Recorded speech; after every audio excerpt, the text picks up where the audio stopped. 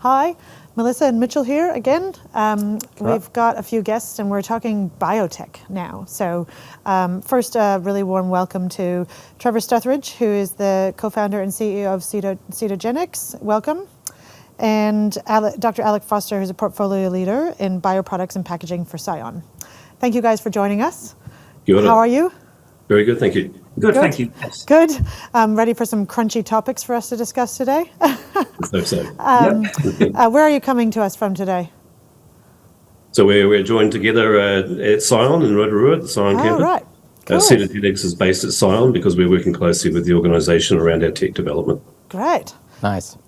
So can you just maybe give us each of you introduce kind of your how you got to biotech? It's probably not something you thought at 5 years old, I want to be in biotech and do that kind of thing. So tell us kind of that journey and why it's a passion of yours, you each have 30 seconds. So go for it.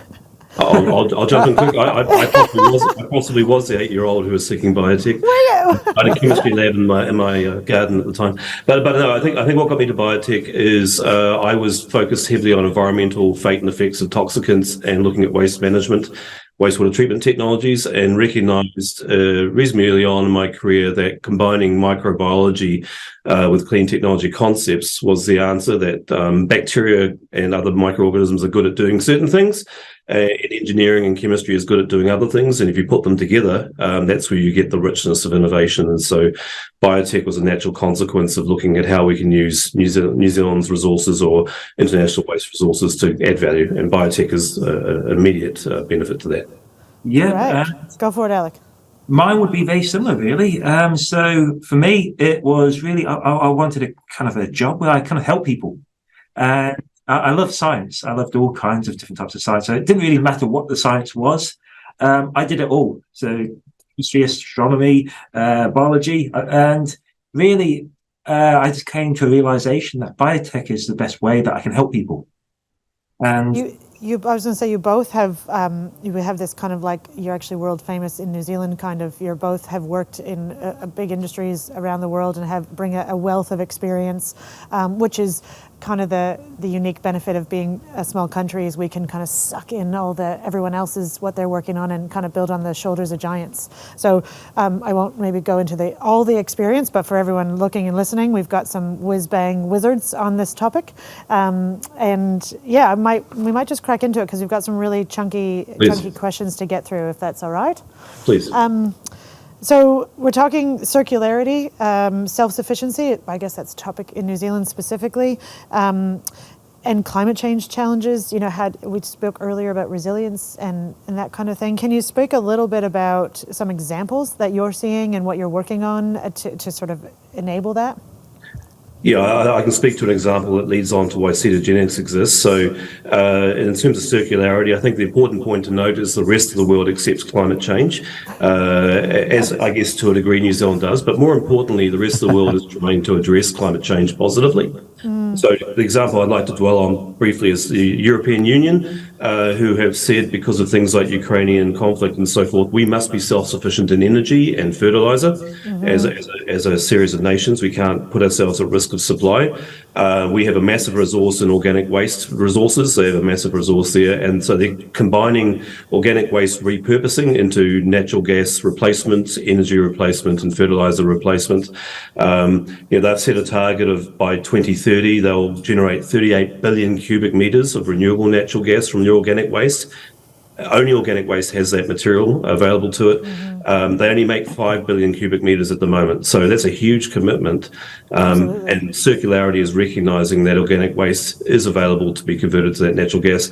As Cetogenics often says, the advantage of organic waste in biotech is it's like having a perpetual oil field, because there's always going to be organic waste with human activity. So you're not having to go to specific areas to make your energy. You can go anywhere in the world and generate your energy. So Cetogenics is focused on turning organic waste into those renewables, because that's exactly how we do it. And we combine the best of engineering with the best of biology to achieve that. Well, you're absolutely right. The criticism of, say, solar might be the distribution issue, and where you generate and where you distribute. Well, you don't have that if you have decentralized creation of waste. That's very cool. And then sort of there's market risks. Obviously, we are a primary sector nation. And we export to the world. You said the rest of the world accepts sort of climate change. What are the kind of impacts and best practices, and what are the risks around how should we be thinking about that in the primary sector? I think we titled this talk about the rhetoric issue. I think the challenge for New Zealand is to understand that internationally, our supply chains and value chains are embracing climate change and sustainability metrics. And so there's a massive risk that the moment that the consumer end of that market are saying we must have sustainable practices down the value chain. We want to have zero carbon products or net zero carbon products, and we want proof of that. We want quantitative proof of that. I want a certificate of origin for what your energy sources were. I want to know that you recycled and you're circular in your economy. And that will be used, if we're not careful in New Zealand, as a very binary non-tariff barrier. Because while New Zealand speaks well of this, I think our metrics wouldn't stand up to the same scrutiny that other economies can. And so we run a very real risk, I think, in real time, that decisions will be made at the end of a supermarket chain or at IKEA or another big companies, Nestle, etc., who will simply say, unless you can prove your net zero, we're not buying your material, and that's the end of it. And if New Zealand isn't ready for that, and we're not, then we run a very real risk of very export sectors.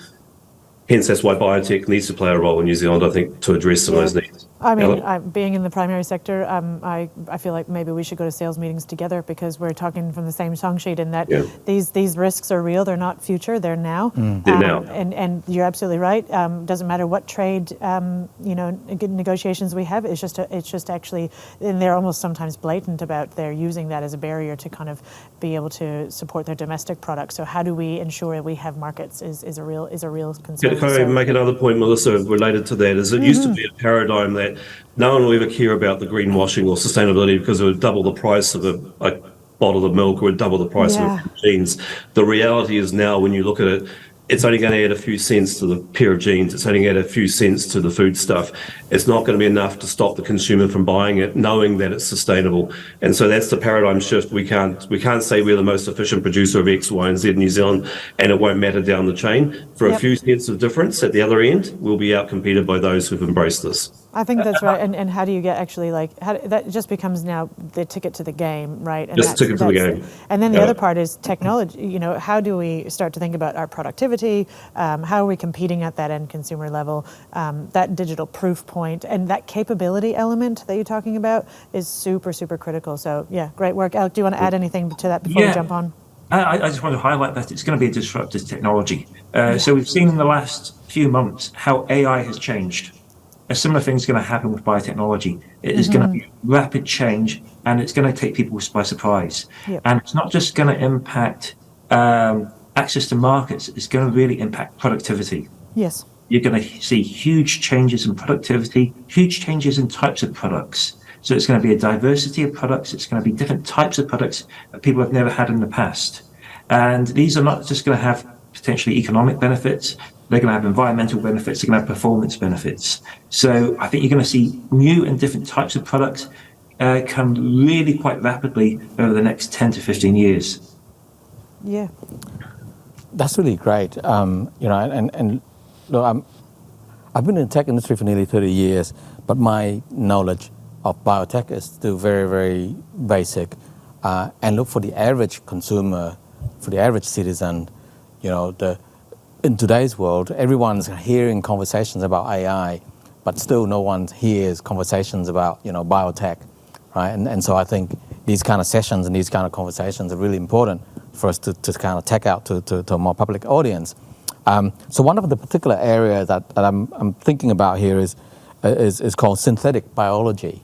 Can you explain a little bit about that, and then what kind of role that plays, in creating unique biotechnology solutions for our climate tech ecosystem here in New Zealand, and then of course globally as well.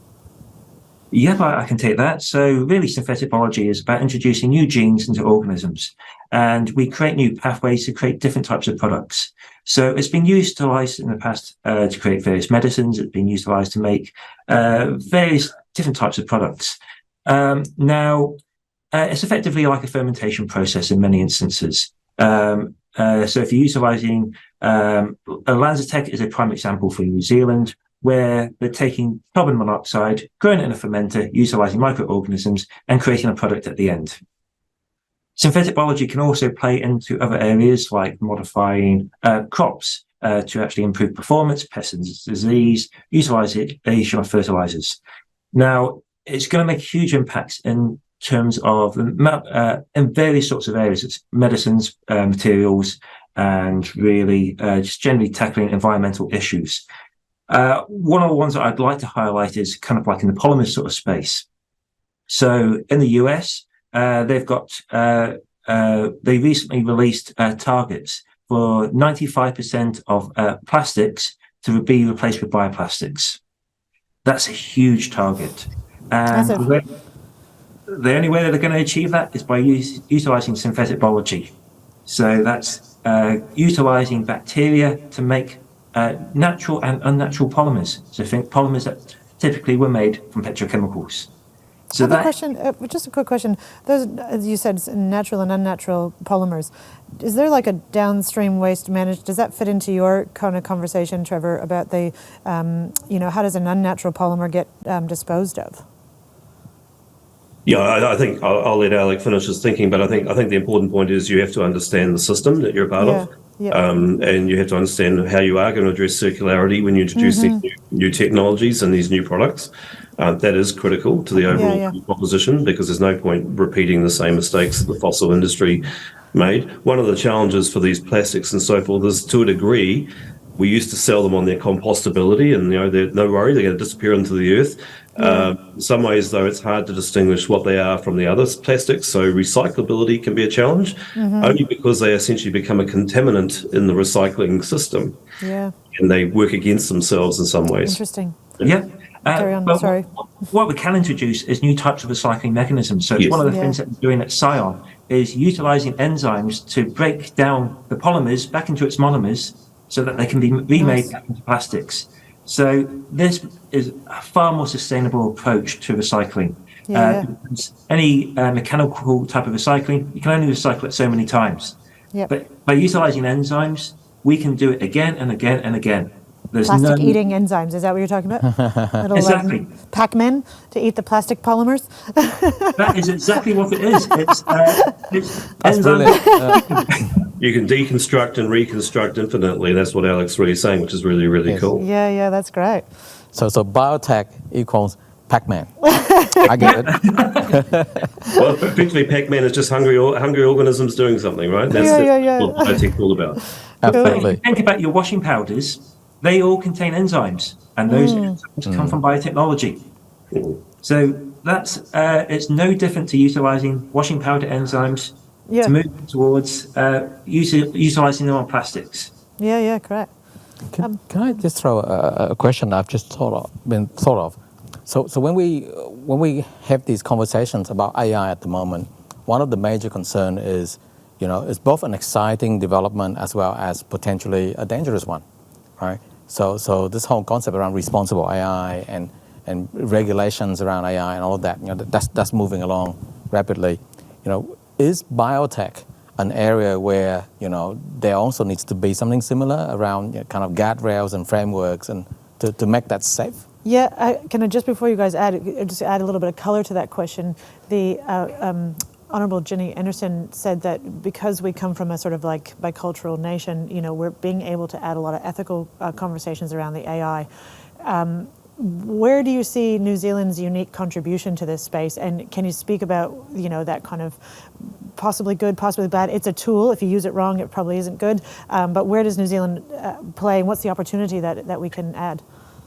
My first contribution there, I think the opportunity for us is we're a small country, and where biotech is going more and more, it used to be the paradigm for a biorefinery is it had to be huge like an oil refinery. But I think now biotech is giving an opportunity to go for small refineries, more distributed processing. In our case, if you're going to the waste, you can go to the waste. The waste doesn't have to come to you. So I think that that's really powerful, that we can now go to smaller scale, more distributed, more targeted processes. So maybe we're making food in a very specific region of the country, or we're making bioplastics that are just scaled to a certain industry, not supplying everything. So I think there's a real opportunity for New Zealand in that space to be more diverse around biotech, and more embracing of distributed, smaller scale systems. Yeah, and I would add that I think we've got to separate ethics from safety. So I think any industry needs regulation, and that regulation is simply along the lines of the ethical concerns. In terms of safety, it's not really a challenge. It's one of the things that has been highlighted for many, many years around genetic engineering and modifications. But from the last 20 years, 30 years, there hasn't actually been a proven instance of it actually having a negative effect. So there's no actual demonstrated effect of misuse in any kind of commercial product or application. Where you do get into concerns is, say, what I would call ethical, where it's, say, genetically engineering children before they're born. But that's not such a safety issue, that's an ethical issue. And I think it's got to be, the risks are slightly different. The other thing I'd add in, from a purely operational perspective, it's not in the interests of a biotech facility to waste its resources by allowing them to be let go. So embracing circularity means they will want to recycle and reuse all their resources, including the biological media that they're using to grow the product, for example. It's not in their interest to have that go straight through. They want to reuse it, and they want to contain that material so they can control what they're doing inside. So the sterility and all that is very important. So inherently, they're very safe systems, I believe. And you're talking about the sort of packaging materials space. Well, the manufacture using biotech, they're very contained. One of the strengths of industrial biotech in many ways is it's highly contained. It's not being thrown out into the world. It's making products that go to the world from the processing, not the processes itself. I guess the agriculture and biotech is less contained, but I can understand what you're saying. Yeah. Well, if you think about things like insulin, or you think of the enzymes in your washing powder, they all come through a biotech process. And the risk of those processes are minimal. Yes. Great. We're kind of there's something that Trevor, you have I think I probably agree with you. New Zealand races to be third, the first to be third. Talk to me about that and how that relates to biotech. I mean. Yeah. I've said it way too many times. We like to be first to be third, so we like someone else to fail, then someone else does okay, and then we go, right, we're ready. I think we are very conservative in adopting these sort of technologies and concepts. I think we have significant differentiators in New Zealand to be first, particularly around distributed processes, the adoption of synthetic biology to use our natural resources, advantages, and so forth, and to be a niche provider to the high-end sort of products that the world is looking for. So I think it's time to get out of our first to be third model and go, I'm often asked, can we be the next Finland or the next Sweden? And I go, why can't we just be the next New Zealand? Because too often, I think we sit around waiting for the exemplar to turn up somewhere else, and then we'll copy that. And the reality is, I think our circumstances are so different from many other economies and situations that to say we're just going to copy them makes no sense. Get ahead of the game, put the work into understanding the opportunity, invest in innovation and research that will make us differentiated, and be first to be first, and stop sitting on the fence. As I've said, and it's related to the topic of this panel, the biggest waste product in New Zealand, in my opinion, is rhetoric. We speak a lot about what we're going to do around climate change. We speak a lot about the climate change emergency. We speak a lot of how sustainable we are.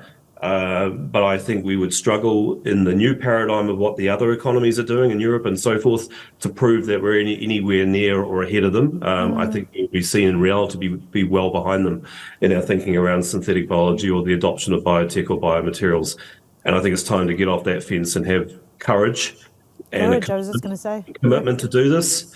I remember someone saying at a conference recently, so you're saying it would just take $500 million, so you're just saying it's money, and actually the answer is, you know what? $500 million would probably set up a bioeconomy in this country.